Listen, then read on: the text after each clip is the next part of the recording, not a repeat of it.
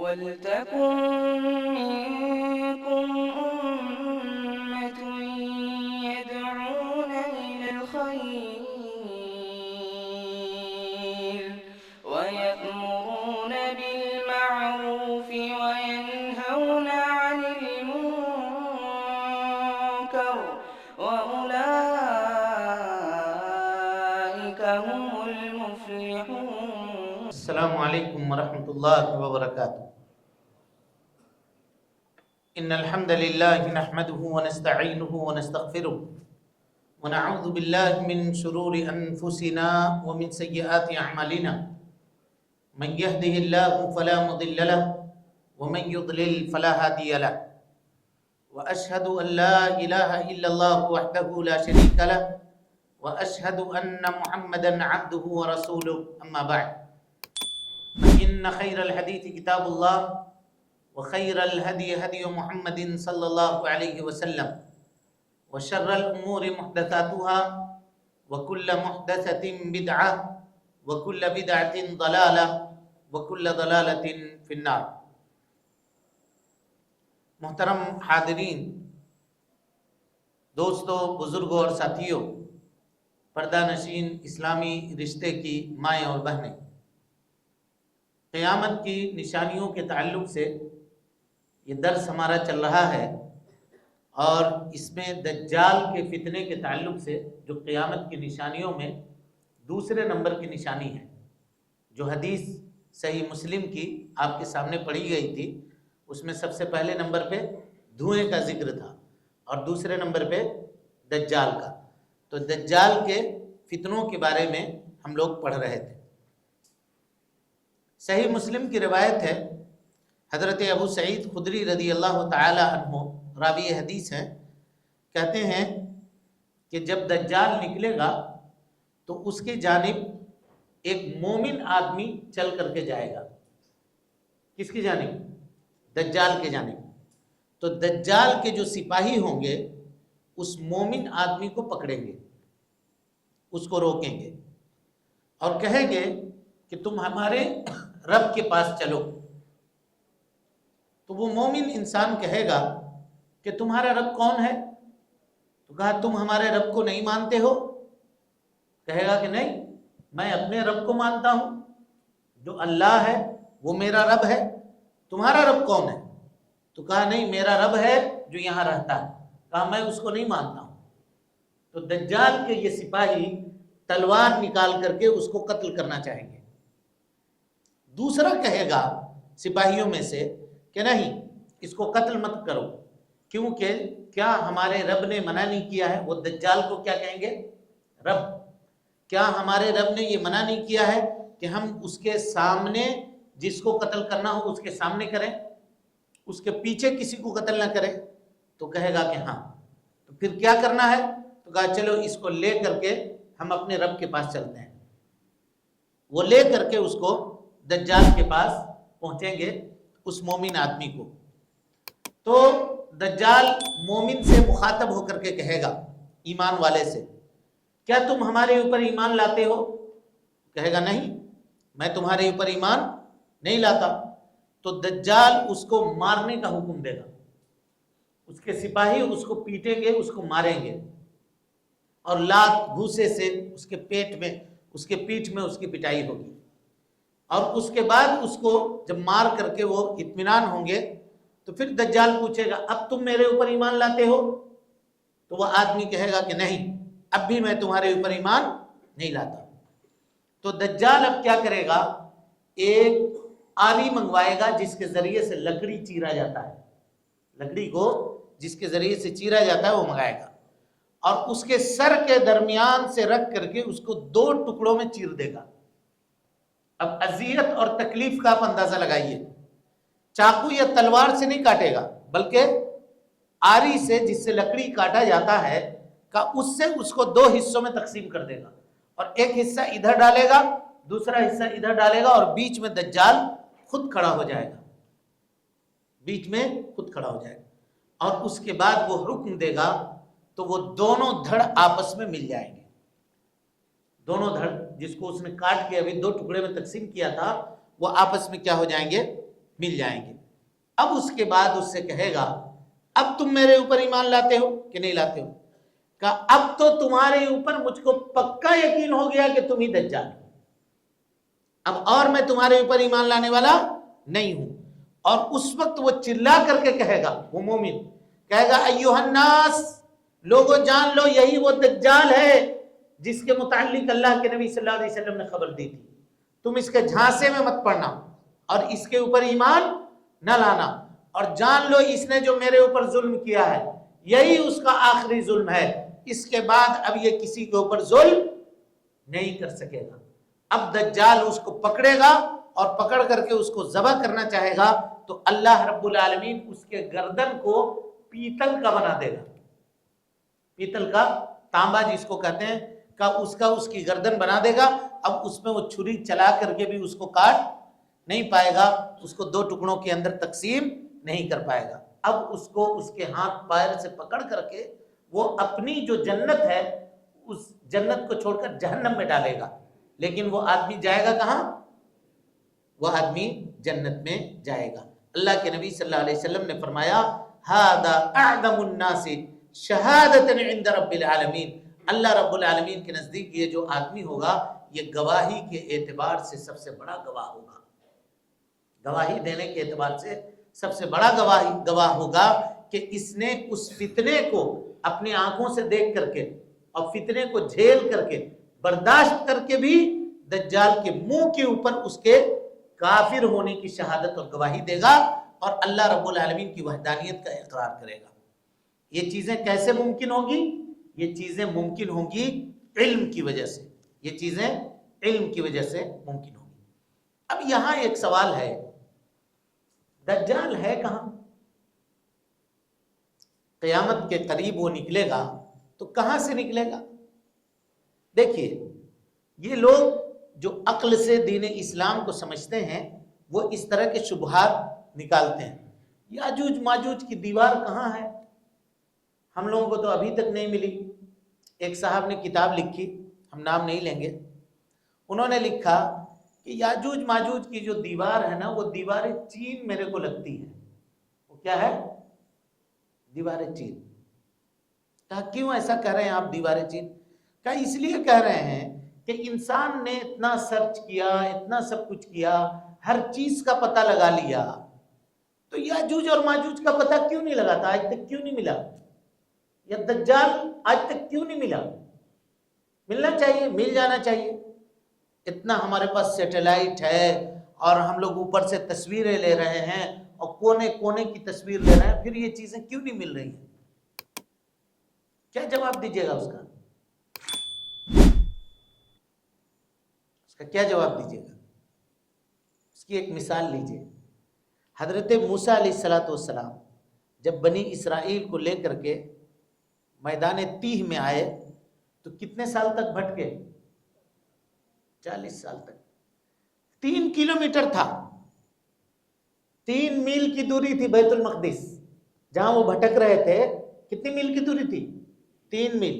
3 میل بولیے تو کتنا کلومیٹر ہوا؟ 4.5 کلومیٹر، 5 کلومیٹر۔ راستہ نہیں ملا 40 سال تک۔ سوچئے، اللہ نہیں چاہے گا تو کون آدمی کر سکتا ہے بھائی؟ اب تم کو نہیں مل رہی ہے، اس کا یہ مطلب ہے کہ یہ ہے ہی نہیں۔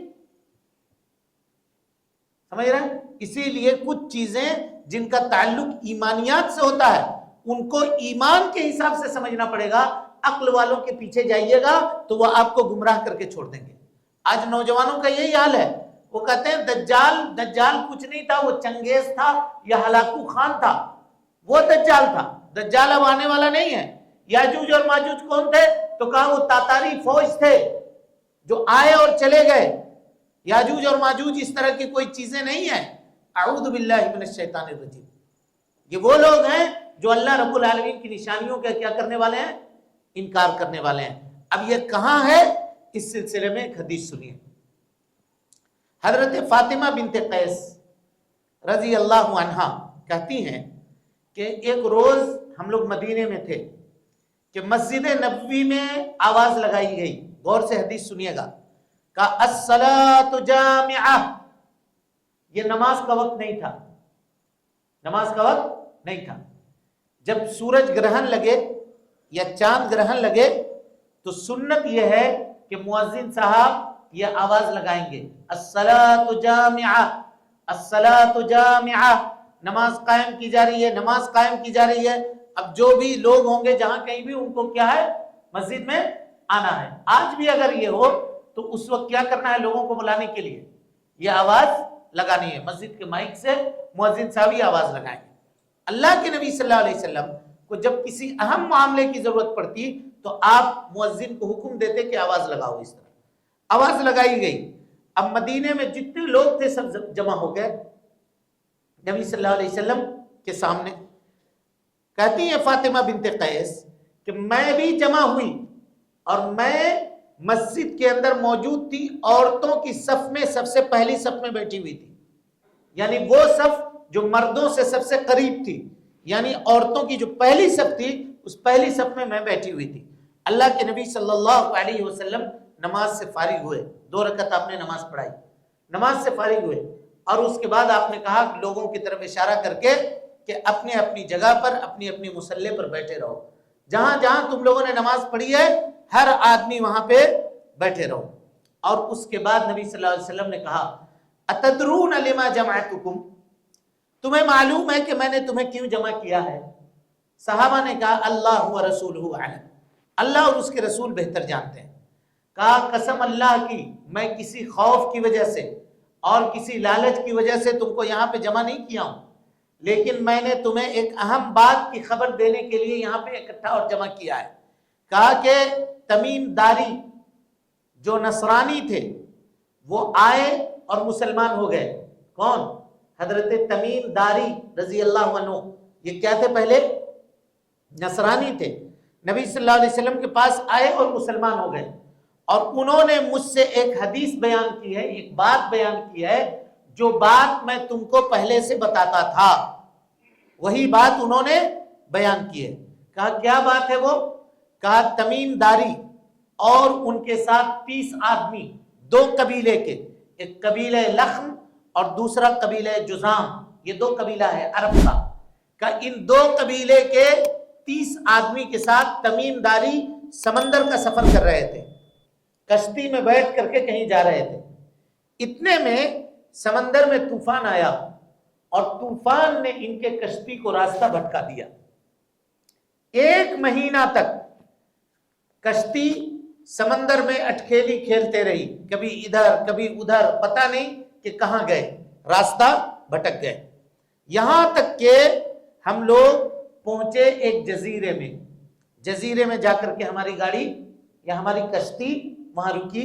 جزیرہ کہتے ہیں ٹیلا کو جو چاروں طرف سے پانی سے گھرا ہوا ہو اور بیچ میں خشکی کا جگہ ہو، جس کو آپ آئرلینڈ کہہ سکتے ہیں. وہاں پر جا کر کے رکی.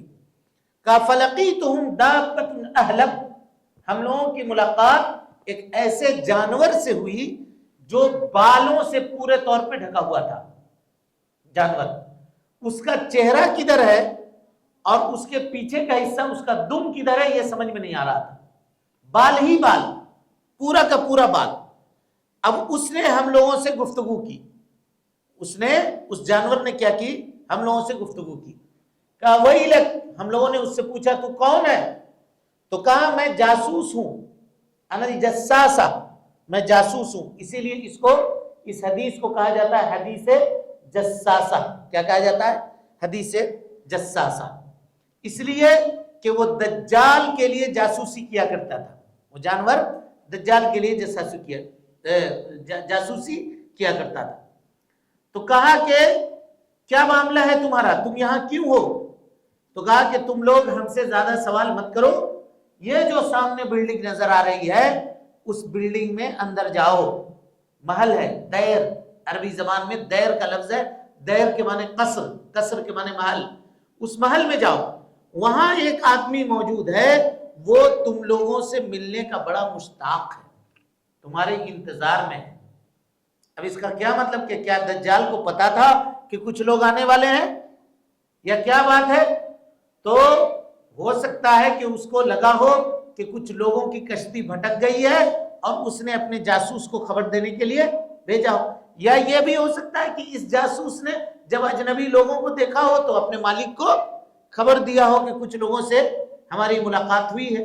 بہرحال اب تمیم داری کہتے ہیں کہ جب اس نے آدمی کے بارے میں کہا تو ہم لوگوں کو ڈر لگا کہ اس اجنبی جگہ میں، اس آئرلینڈ میں جہاں کوئی نہیں ہے انسان، اور وہاں یہ کون آدمی بستا ہے بھائی، کون آدمی یہاں رہتا ہے، کہیں جنات تو نہیں ہے، کہیں کوئی جنی تو نہیں ہے۔ بہرحال ڈرے لیکن کوئی چارہ نہیں تھا، گھر میں داخل ہو گئے تو دیکھا کہ ایک آدمی بہت موٹا تازہ، بہت موٹا تازہ، جسیم، موٹا اور پھرتیلا نوجوان بیٹھا ہوا ہے، اور اس کے دونوں ہاتھ اس کے گردن کے اوپر باندھے ہوئے ہیں، ایسا ٹائٹ کر کے اس کو باندھا گیا ہے، قید کیا گیا ہے، اور اس کے پاؤں سے لے کر کے، گھٹنے سے لے کر کے نیچے تک، پاؤں تک زنجیروں سے اس کو جکڑا گیا ہے اور باندھا گیا ہے۔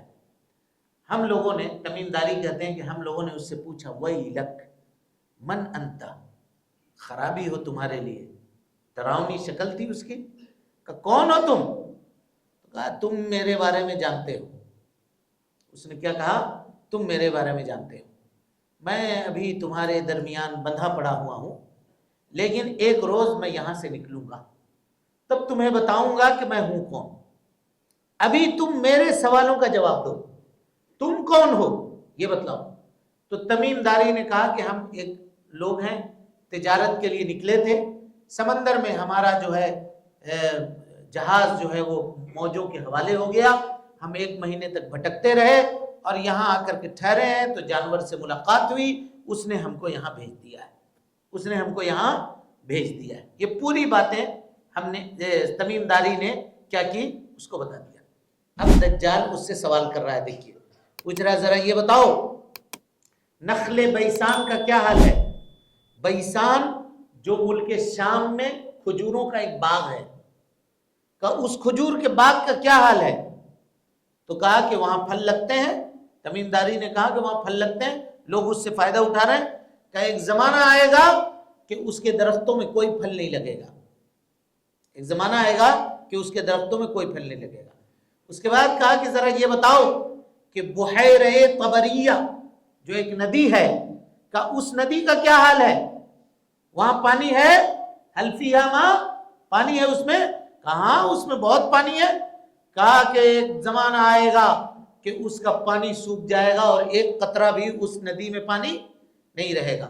اس کے بعد پوچھا کہ ذرا یہ بتاؤ زہر نامی مقام کا کیا حال ہے؟ یہ بھی ملک شام میں ایک جگہ ہے۔ تو کہا کہ وہ بھی ٹھیک ٹھاک ہے۔ کہا وہاں لوگ کھیتی باڑی کر رہے ہیں کیا؟ کہاں کھیتی باڑی کر رہے ہیں اور خوب کھیتی باڑی ہو رہی ہے۔ تو کہا کہ ایک وقت آئے گا کہ وہاں کی کھیتی باڑی کیا ہو جائے گی؟ ختم ہو جائے گی اور پوری چیزیں چلی جائیں گی۔ کہا کہ وہاں جو ندی ہے وہ ندی بھی سوکھ جائے گی اور وہ ندی، اس کا بھی پانی کیا ہوگا؟ پورے طور پہ ختم ہو جائے گا۔ کس نے خبر دیا؟ یہ دجال نے۔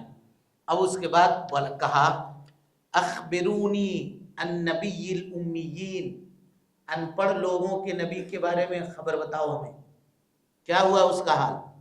یعنی وہ جناب محمد رسول اللہ صلی اللہ علیہ وسلم کے بارے میں جاننا چاہ رہا تھا، اس لیے کہ نبی صلی اللہ علیہ وسلم کی امت کیا ہے؟ امی ہے۔ نبی کی امت امی ہے، ہم لوگ کیا ہیں؟ امی ہیں۔ امی کا معنی کیا؟ ان پڑھ ہے، اس کا مطلب یہ ہے کہ ان پڑھ ہیں۔ امی کا مطلب ظاہر چیزوں پہ ہم عمل کرنے والے ہیں۔ ارے بھائی چاند دکھا نہیں دکھا، تم ٹیلیسکوپ سے دیکھ رہے ہو، حساب لگا کے بتا رہے ہو چاند پیدا ہو گیا ہے، وہاں ہو گیا، ہندوستان میں اتنا نظر آ جائے گا، ہم کو معلوم نہیں، آنکھ سے دیکھیں گے، عید منائیں گے۔ سمجھ رہے؟ یہ امی کا مطلب ہے۔ سمجھے نہیں سمجھے بات کو؟ اللہ نے ہماری تقدیر میں جو لکھ دی ہے لکھ دی ہے۔ اب کوئی ابجد حوض ہتی کلمن لکھ کر کے حساب لگائے اور حساب لگا کر کے بتا دے کہ تم نیک بخت ہو، تمہارا راشی یہ ہے، تمہارا واسطو یہ ہے، تمہارا یہ، ہم اس کے اوپر یقین رکھنے والے ہیں؟ نہیں ہے۔ نبی صلی اللہ علیہ وسلم نے فرمایا نحن امت امیہ، ہم امی قوم ہیں، لا نکتب ولا نقرا، ہم لکھتے بھی نہیں ہیں، ہم پڑھتے بھی نہیں ہیں۔ پڑھتے نہیں ہیں مطلب ستاروں کی اس چال کو نہیں پڑھتے، ہم ظاہری چیز دیکھ کر کے اس پہ فیصلہ کر دیتے ہیں۔ چاند دکھے گا عید منائیں گے، نہیں دکھے گا روزہ نہیں رکھیں گے، سیدھی سی بات، 30 کی گنتی پوری کریں گے اس کے بعد لکھیں گے. تمہاری اٹکل پچو میں ہم پڑھنے والے نہیں ہیں. کچھ لوگ کہتے ہیں اب سائنس کا زمانہ ہے، ترقی کر گیا، اس کے پیچھے چلو. نہیں، نحن امۃ امیہ. اسی لیے دجال نے کیا کہا کہ امی لوگوں کے نبی کا کیا حال ہے، امی لوگوں کے نبی کا کیا حال ہے. اخبرونی عن نبی الامیین. تو کہا کہ وہ مکے میں پیدا ہوئے، مکہ میں رہے، اور ابھی وہ یثرب میں ہیں. یثرب مدینہ کا پرانا نام. کہاں ہے؟ مدینہ میں ہے. اب وہ پوچھ رہا ہے، دیکھیے کہ عرب کی لڑائی ہوئی بھائی اس کے ساتھ، عرب کی لڑائی ہوئی. کہاں ہوئی؟ کیا حال ہوا؟ بولا عرب ہارے ہیں، لڑے بھی ہیں ہارے بھی ہیں. کہا ایک دن ایسا آئے گا سب عرب کو ہرا کر کے پورے کے پورے عرب کو ان کو فالو کرنا پڑے گا، بغیر اس کے کوئی چارہ نہیں ہے. کون خبر دے رہا ہے؟ دجال. اور یہ بھی کہہ رہا ہے سنو، لوگ اس کی بات مان لیں اسی میں ان کی بھلائی ہے. لوگ اس کی بات مان لیں، اس نبی امی کی بات مان لیں، اسی میں ان کی بھلائی ہے. کون خبر دے رہا ہے؟ یہ دجال. اللہ اکبر. سوچیے آپ. اور کہا کہ سنو اب میں اپنے بارے میں تمہیں بتاتا ہوں. انا المسیح، میں مسیح دجال ہوں. وانی اوشک ان یوزن لی فی الخروج، اور میرے نکلنے کا وقت بہت قریب آ گیا ہے. مجھے اب آرڈر ملنے ہی والا ہے. زمین میں پھیل جاؤں گا، ہر جگہ کو روند ڈالوں گا سوائے 2 جگہوں کے، مکہ اور مدینہ. وہاں میں داخل نہیں ہو سکوں گا. اور وہاں پہ اللہ تعالیٰ نے فرشتوں کو بٹھا کر کے رکھا ہے جو ننگی تلوار لے کر کے ہم کو روکیں گے، اور وہاں ہم نہیں جا سکیں گے، وہاں ہم نہیں جا سکیں گے. اللہ کے نبی صلی اللہ علیہ وسلم نے یہ بات کہی اور آپ اپنی ایڑی سے ممبر کے نیچے کی زمین کو مارا زور سے اور کہا ہذہ طیبہ، یہی ہے وہ مدینہ، یہی ہے وہ مدینہ جہاں دجال آ نہیں سکتا ہے اور جہاں دجال داخل نہیں ہو سکتا ہے. تم لوگ اس وقت جہاں موجود ہو یہی وہ مدینہ ہے. اور اس کے بعد کہا کہ کیا میں نے تمہیں یہ خبر نہیں دیا تھا اس بات کی؟ کہاں آپ نے اس بات کی خبر دی تھی. تو پتہ یہ چلا کہ حضرت تمیم داری رضی اللہ تعالی عنہ کے اس بات کی تصدیق کس نے کی؟ جناب محمد رسول اللہ صلی اللہ علیہ وسلم نے کی. اب انکار کرنے والے بڑی آسانی سے ان کا انکار کر دیتے ہیں، کہتے ہیں کہ یہ تمیم داری کی خبر ہے، اس کو ہم مانے چاہے نہ مانے، دونوں کے دونوں کیا ہے؟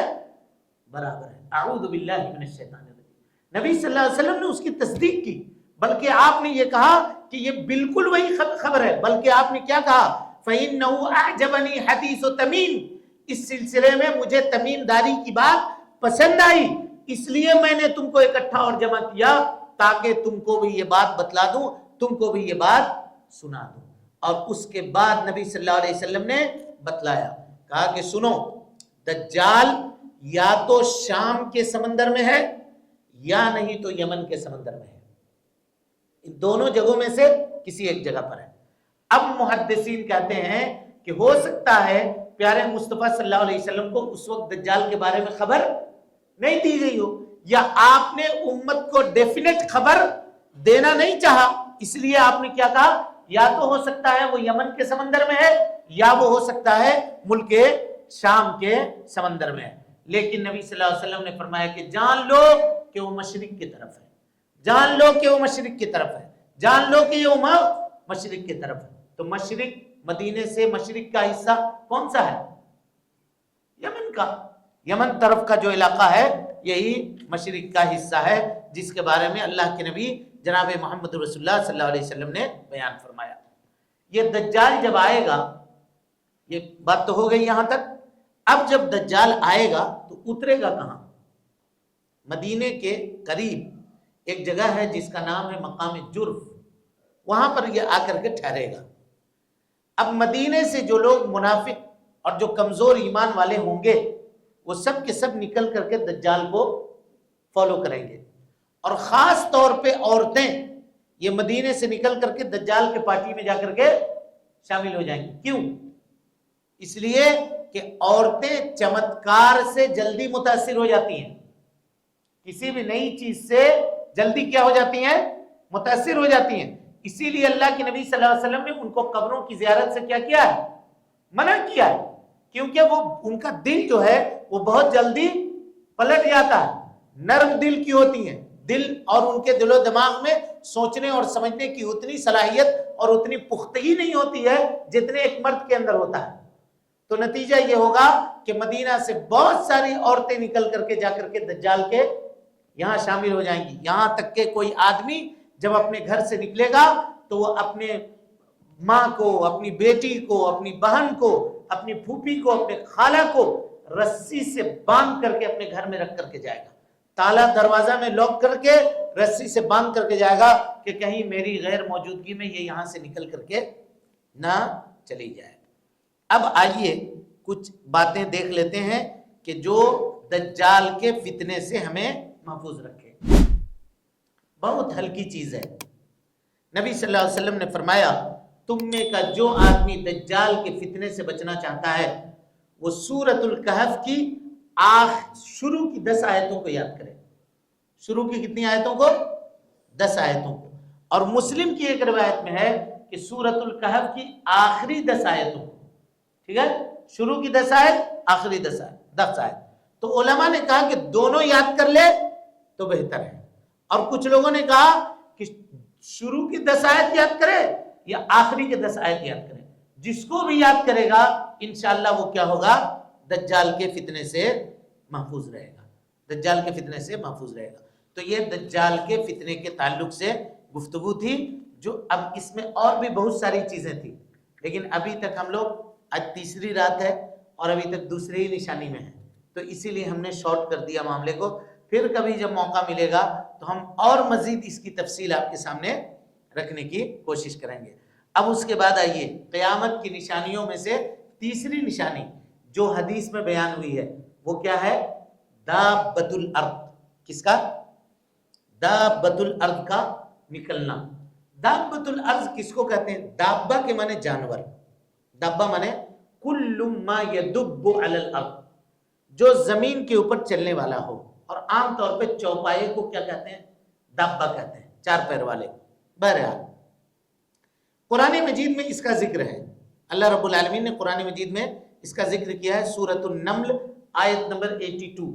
اللہ تعالیٰ فرماتا ہے وَإِذَا وَقَعَ الْقَوْلُ, جب اللہ رب العالمین کے عذاب کا وعدہ پورا ہو جائے گا, اخرجنا لہم دابۃ من الارض, تو اللہ تعالیٰ زمین سے ایک جانور کو نکالے گا. تکلمہم, یہ جانور ان سے بات کرے گا. ایک قرأت یہ ہے, اور دوسری قرأت ہے تکلمہم, یعنی ان کو زخمی کر دے گا. ان کو زخمی کر دے گا. کیسے زخمی کرے گا؟ ابھی بات آپ کے سامنے آئے گی. ان الناس كانوا بآیاتنا لا یوقنون, کہ لوگ میری آیتوں کے اوپر, میری نشانیوں کے اوپر ایمان نہیں رکھتے, یقین نہیں رکھتے. تو اس سے یہ پتا چلا کہ دابۃ الارض کے فتنے میں مبتلا ہونے والے اکثر لوگ وہ لوگ ہوں گے جو قیامت کی نشانیوں کا انکار کرتے ہیں, ان حدیثوں کا جو انکار کرتے ہیں. اس سے یہ پتا چلا کہ قیامت کے سلسلے میں یا قیامت کی نشانیوں کے تعلق سے وارد شدہ جو احادیث ہیں ان کا انکار کرنے والے اکثر لوگ یہ دابۃ الارض کے شکار ہوں گے, دابۃ الارض کے شکار ہوں گے. اب آئیے یہ دابۃ الارض کیا ہے؟ دابۃ الارض جو زمین سے نکلے گا یہ چاشت کے وقت میں نکلے گا. چاشت کا وقت کس کو کہتے ہیں؟ چاشت کا وقت کہتے ہیں جب آدمی ناشتہ کر رہا ہوتا ہے, اس وقت یہ نکلے گا. بخاری کی روایت ہے, حضرت عبداللہ ابن عمر رضی اللہ عنہما راوی حدیث ہے. اور اسی طریقے سے کہا کہ آخری زمانے میں جب گناہ کثرت سے بڑھ جائیں گے تو گناہ سے منع کرنے والا کوئی آدمی نہیں ہوگا, بلکہ گناہ کو دیکھ کر کے آدمی گناہ سمجھے گا بھی نہیں, گناہ نہیں سمجھے گا. اور نبی صلی اللہ علیہ وسلم نے فرمایا کہ ایک زمانہ آئے گا کہ جس طرح سے جانور اپنی ضرورتوں کو راستہ چلتے پوری کر لیتے ہیں, کہ انسان بھی اپنی ضرورتوں کو راستہ چلتے ہوئے پوری کر لیں گے. سڑک پر کوئی شرم نہیں, کوئی حیا نہیں.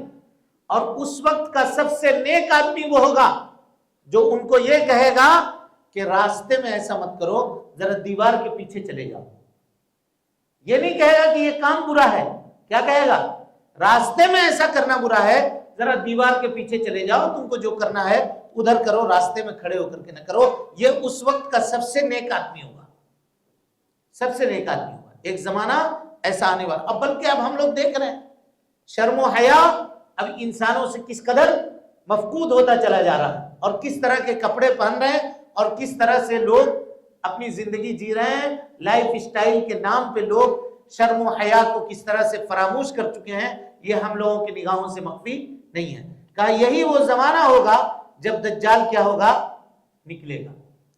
جب یہی وہ زمانہ ہوگا جب دابۃ الارض نکلے گا، اور جب دابۃ الارض نکلے گا تو ہر آدمی کو جو کافر ہوگا، جو منافق ہوگا، اس کو یہ اپنے سینگ سے مارے گا، اور جس کو یہ اپنے سینگ سے مارے گا اس کے ناک کے اوپر اسٹمپ لگا دے گا، یا تو مومن یا نہیں تو کافر۔ اب جو کافر ہوگا اس کے ناک کے اوپر یہ مہر لگا دے گا کہ یہ کافر ہے۔ اب لوگ اس کو اس کے نام سے نہیں بلائیں گے، کس سے بلائیں گے؟ کافر سے، کہیں گے اے کافر ادھر آؤ، اے مومن ادھر آؤ، کیونکہ اس کے یہ پر مومن لکھا ہوگا۔ یہاں تک کہ کوئی آدمی کسی سے کوئی سامان خریدے گا تو کہے گا کس سے خریدے؟ تو کافر سے خریدے۔ کس سے خریدے؟ تو مومن سے خریدے۔ اب ناموں کا کوئی کام نہیں ہوگا، لوگ کافر اور مومن کے نام سے پہچانے جائیں گے۔ اس حدیث کو امام احمد رحمت اللہ علیہ نے روایت کیا ہے، اور علامہ البانی رحمت اللہ علیہ نے اس کو صحیح قرار دیا ہے۔ اسی طرح سے ترمذی کی روایت ہے، حضرت ابو ہریرہ رضی اللہ تعالیٰ عنہ راوی حدیث ہے، کہتے ہیں کہ جب دابہ نکلے گا تو اس کے پاس سلیمان ابن داؤد کا اسٹمپ ہوگا۔ حضرت سلیمان ابن داؤد علیہ السلام ان کا مہر ہوگا، اور حضرت موسیٰ علیہ السلام کی لاٹھی ہوگی۔ وہ لاٹھی سے مومن کے چہرے کو چھوئے گا، مومن کا چہرہ چمکدار ہو جائے گا، اور وہ اسٹمپ سے کافر کے چہرے کے اوپر مہر لگا دے گا، جس کی وجہ سے اس کے چہرے کے اوپر کافر لکھا ہوا آئے گا۔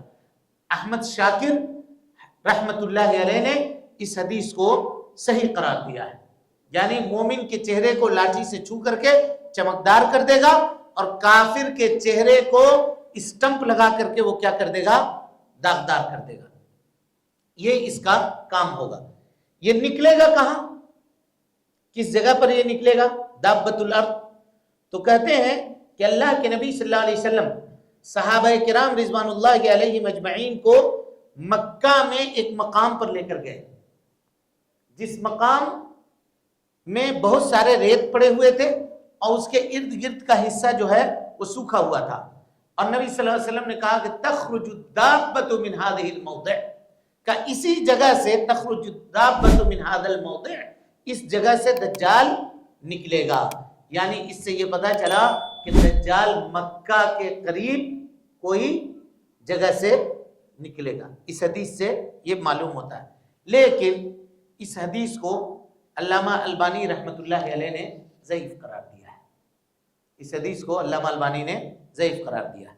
اسی طرح سے ایک اور حدیث ہے جس میں کہا گیا کہ مکہ سے اتنی دوری میں، جتنی دوری میں کوئی گھوڑا، تیز رفتار گھوڑا 3 دن میں دوڑ کر کے پہنچے گا، کہ وہاں سے دابۃ الارض نکلے گا، اس زمین سے۔ تو یہ روایت بھی جو ہے، یہ روایت بھی ضعیف ہے، اور یہ روایت بھی صحیح نہیں ہے۔ اس سلسلے میں کہ دابۃ الارض کہاں سے نکلے گا، جتنی بھی روایتیں ہیں ساری کی ساری روایتیں کیا ہیں؟ ضعیف ہیں۔ تو کہاں سے نکلے گا اس کا علم اللہ رب العالمین کو بہتر معلوم ہے۔ روایتوں کے اندر جو حدیثوں کے اندر جو روایتیں بیان کی گئی ہیں وہ کوئی بھی قابل اعتماد روایت نہیں ہے۔ ہاں، ہم کو یہ ایمان رکھنا ہے کہ وہ نکلے گا، اور اللہ کے نبی صلی اللہ علیہ وسلم نے خبر دی ہے کہ اس کا نکلنا یہ قیامت کے نشانیوں میں سے ایک نشانی ہوگا۔ یہ نکل کر کے کیا کرے گا؟ یہ سوال ہے۔ جانور جب نکلے گا تو یہ کیا کرے گا؟ تو یہ 3 چیزیں کرے گا۔ ایک، لوگوں سے بات کرے گا، جانور ہو کر کے لوگوں سے بات کرے گا، اور اس میں تعجب کی کوئی بات نہیں ہے، تعجب کی کوئی بات نہیں ہے۔ صحیح بخاری کی روایت ہے، آپ کو بتاتا ہوں۔ اسی لیے اس کو ایمانیات کہتے ہیں. کیا کہتے ہیں؟ ایمانیات. اللہ کے نبی صلی اللہ علیہ وسلم نے فرمایا کہ ایک شخص نے، بنی اسرائیل کے ایک شخص نے ایک بیل خریدا، گائے، بیل خریدا، اس کو خرید کر کے اس کے پیٹھ کے اوپر بیٹھ گیا، لے کے گھر جا رہا تھا بازار سے، پیٹھ کے اوپر بیٹھ گیا. اب وہ چل نہیں رہا تھا، ظاہر ہے بیل کے اوپر کوئی بیٹھ جائے تو وہ کمفرٹ نہیں ہوگا، چلنے میں اس کو دقت ہوگی، تو چل نہیں رہا تھا. یہ اس کو چھڑی سے مار رہا تھا، لگاتار اس کو مارے جا رہا تھا. تو اس نے کہا الا تتق اللہ، بیل نے کہا. کس نے کہا؟ بیل. دیکھیے یہ روایت کہاں کی ہے؟ صحیح بخاری کی.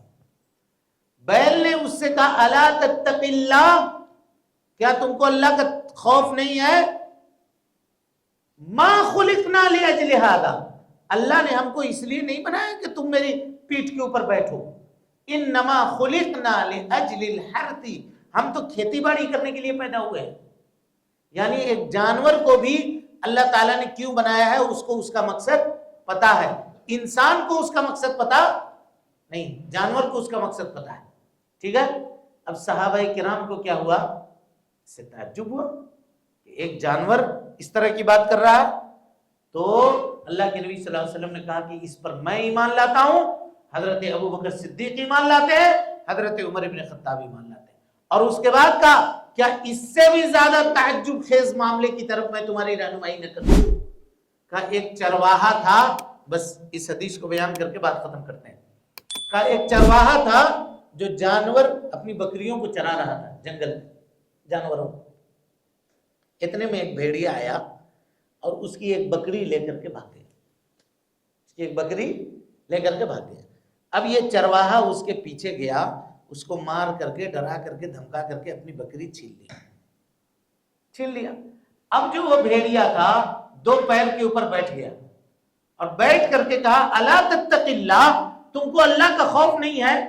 تنزع منی رزقا قد ساق اللہ الی، تم مجھ سے میری روزی چھین لیتے ہو جو اللہ تعالیٰ نے مجھے دی ہے. اللہ، کون کہہ رہا ہے؟ بھیڑیا. وہ چرواہا کہہ رہا ہے. اب چرواہا نے کہا سبحان اللہ، ذئب تتکلم بکلام الانس، بھیڑیا ہو کر کے انسان کی طرح بات کر رہا ہے تو کہا کہ تم کو اس سے زیادہ میرے بات کرنے میں تم کو تعجب ہے؟ اس سے زیادہ تعجب خیز معاملہ تم کو بتا رہا ہوں. کہا کیا؟ کہا محمد صلی اللہ علیہ وسلم فی الیثرب، جناب محمد رسول اللہ صلی اللہ علیہ وسلم مدینے میں آ گئے ہیں جو قیامت کی نشانیاں بیان کر رہے ہیں، تم ہم کو دیکھ کر کے تعجب کر رہے ہو. بس چرواہے نے اپنا بکری ہنکایا اور مدینہ منورہ آ کر کے جناب محمد رسول اللہ صلی اللہ علیہ وسلم کے ہاتھ کے اوپر مسلمان ہوا اور اس نے ایمان قبول کیا. سمجھے؟ یہ حدیث موجود ہے. اسی لیے کسی کو تعجب اس سلسلے میں نہیں ہونا چاہیے. اللہ تعالی زبان دینے والا ہے. قیامت کے دن الیوم نختم علی افواہہم، اللہ کہتا ہے کہ ہم ان کے منہ کے اوپر مہر لگا دیں گے. وتکلمنا ایدیہم وارجلہم، ان کے ہاتھ بولیں گے، انگلیاں بولیں گی، پیر بولیں گے، اس کا چمڑا بولے گا اور وہ کہے گا اپنے چمڑا سے لما شہدتم علینا، ارے تم میرے ہی خلاف گواہی دے رہی ہو. میرا چمڑا ہو کر کے، میری انگلی، میرا پاؤں میرے خلاف گواہی. عذاب ہوگا تو تم ہی کو نہ ہوگا بھائی، کیا ایسا کر رہی ہو؟ تو کہے گا انطقنا اللہ الذی انطق کل شیء، اس نے مجھے بولنے کی صلاحیت دی ہے جس نے ہر چیز کو بولنے کی صلاحیت دی ہے. تم بول رہے ہو، ہم بول رہے ہیں تو تعجب نہیں ہو رہا؟ ہو رہا نہیں ہو رہا؟ تو اگر تعجب ہمارے بولنے پہ نہیں ہو رہا ہے تو اللہ رب العالمین جو ہمیں بولنے کی طاقت اور قوت دے سکتا ہے وہ جانوروں کو بولنے کی طاقت اور قوت نہیں دے سکتا ہے؟ اس پر کسی کو تعجب کی کیا بات؟ تو یہ جو دابۃ الارض نکلے گا یہ لوگوں سے کیا کرے گا؟ بات کرے گا، مومن اور کافر کے درمیان فرق کر دے گا، اور تیسری چیز لوگوں کو اسٹمپ لگا دے گا. اور خاص طور پہ ان لوگوں کو اسٹمپ لگے گا اس کا جو قیامت کی نشانیوں کا انکار کرنے والے لوگ ہیں. ان الناس کانوا بآیاتنا لا یوقنون، اللہ تعالیٰ نے کہا کہ لوگ اللہ تعالیٰ کی نشانیوں کے اوپر یقین نہیں رکھتے. اللہ رب العالمین سے دعا ہے کہ اللہ تعالیٰ ہم سب کو حسن عمل کی توفیق دے. ہم سب کی اصلاح فرمائے، ہم سب کی نیکیوں کو قبول کرے رب العالمین، جب تک زندہ رکھے دین اسلام پہ زندہ رکھے، اور جب اٹھائے ایمان پہ اٹھائے۔ آمین وآخر دعوانا الحمدللہ رب العالمین۔ محترم سامعین و ناظرین، آپ تمام حضرات سے گزارش ہے کہ مرکزی جامع مسجد کے خطبات اور دروس کو اگر آپ سننا چاہتے ہیں تو اس چینل کو آپ لائک کریں، اس کو سبسکرائب کریں اور اس کو لوگوں تک پھیلانے کی کوشش کریں۔ اللہ رب العالمین ہم سب کی نیکیوں کو قبول کرے۔ وجزاکم اللہ خیرا۔